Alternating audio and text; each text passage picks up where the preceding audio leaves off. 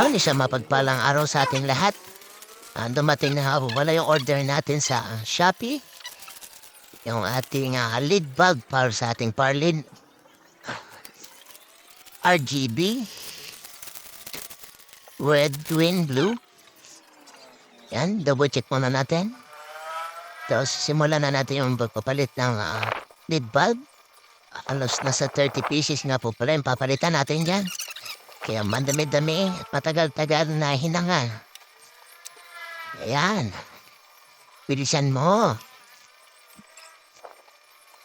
Ang bakal mo naman.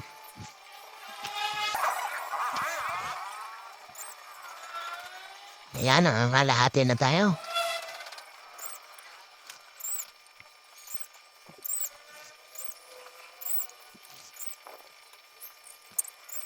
Bali, apat na parlin nga po pala i-repair natin ngayong araw. Yung iba naman ay isa, dalawa lang ang babalitan natin, Bob. Ito lang yung pinakamarami. Ang cost? Bakit nangyari ito? Di gumana ang blower.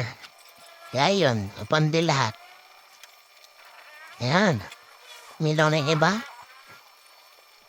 Double check. Ayan, may mga lumiilaw. Kasi hindi na hinang maayos. Ayan, kaya hinang ulit. Oh, ayan, namilaw na. Punas. So, mabalik na natin yung cover. Asimbol na natin ang net para yung susunod naman na parlid. Ayan, umihilaw na. Bedisi Kambagol. Ayan, umihilaw na. Ito. Yung pangalawa natin parlid. Isang mo lead bulb lang yung ating papalitan. Yung color red ay pundi na. Ayan, tapos na agad. Alright, assemble. Ilaw, alright. Next naman. Isa lang nga rin pala yung papalitan natin dito. Ayan. Off mirror na agad.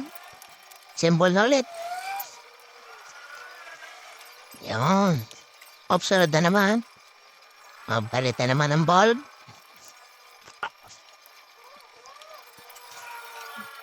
Yan, binilisan na.